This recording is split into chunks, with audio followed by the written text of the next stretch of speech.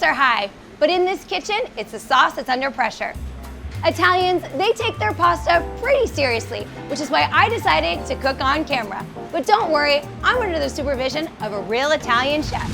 Today we're gonna make a classic Italian dish called spaghetti all'olio and peperoncino.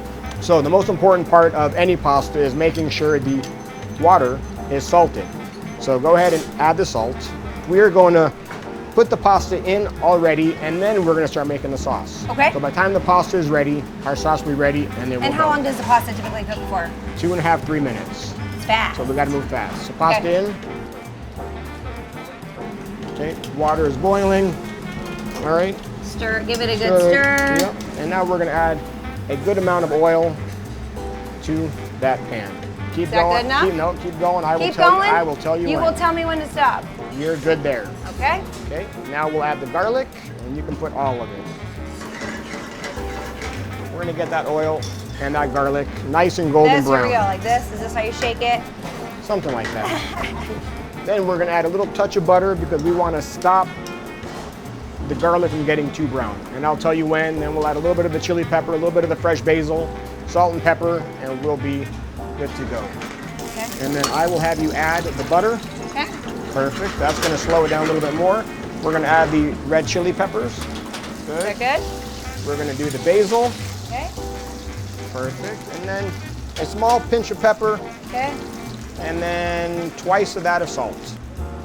There we go. Okay.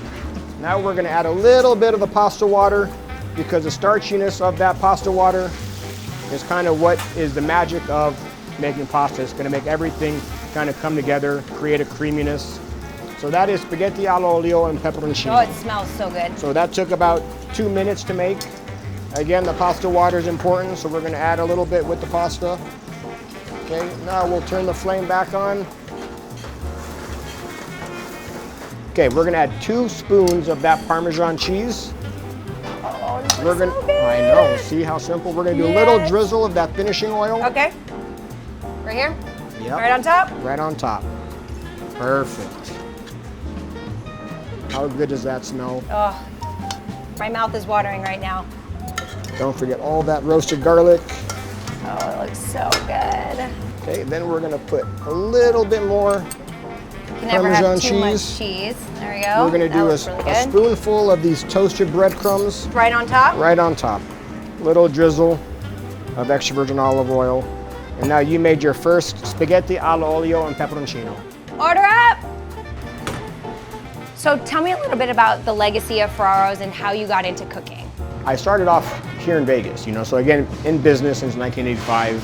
My mother, father, very talented in the kitchen. My dad was in the kitchen for many years. My grandmother was involved back then, so some of the recipes that are still on the menu, what we use today, is from back in, the mid 80s. Yeah, absolutely. Our meatballs, our sausage, our gnocchi, our bread that is going in the oven right now.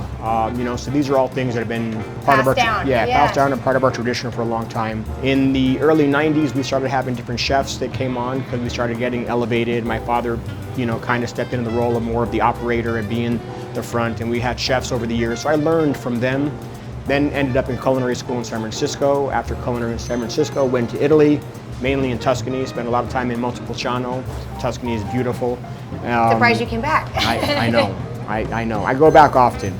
Here at Ferraro's, we really try to stick to what's authentic and the traditional way of doing things and simple ingredients, simple dishes. Which is what we had here. Which is, you see how fast things come together, just because it's simple and it's not overloaded ingredients and masking flavors. There's quality and freshness. And we can actually taste the quality of the meat versus masked with a bunch of sauces. 100%. Right? Absolutely. My shift's over and I've worked up quite the appetite. Looking forward to dinner.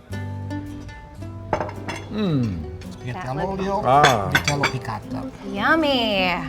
Very popular dishes here. This is very, very popular. A lot of people ask for this. Yeah. Well, congratulations on having 40 years in business. Did you ever think to yourself when you first opened this up that it was going to be what it is today? No, actually, my dream was always to have a nice restaurant, a beautiful restaurant, and we started as a pizza and deli in 1985.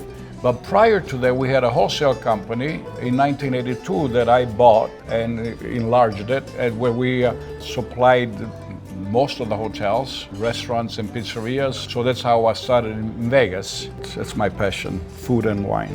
So this is veal piccata, veal loin with lemon, butter, and white wine, and served with asparagus that I'm going to give you one. We grill this asparagus, and of course roasted potatoes that we do to order, and a little bit of sauce. Now, when you cut this, please use a fork.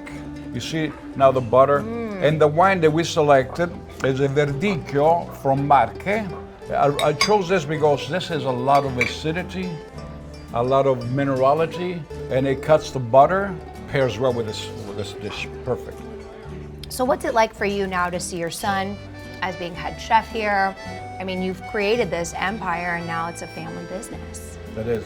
I'm glad that he's taken over the responsibility of the daily operations, because as I'm getting to an age where I like to take it easy now, relax. You should. You've worked really hard to travel more than I did in the past.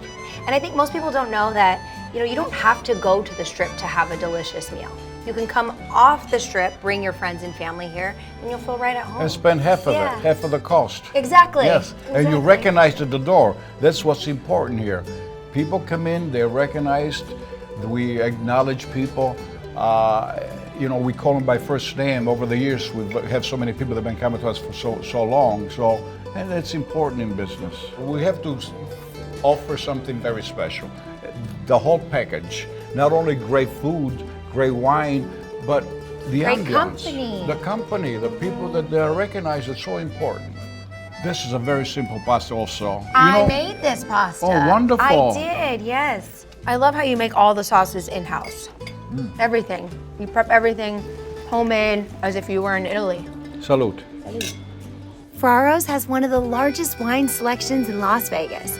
More than 22,000 bottles in the collection, with 7,000 to 8,000 right here in the restaurant. They serve up Italian tradition with every bite. We'll see you next time as we continue to explore the Spirit of Nevada. Spirit of Nevada is proudly brought to you by Richard Harris Law Firm. Watch new episodes of Spirit of Nevada on the channels listed below.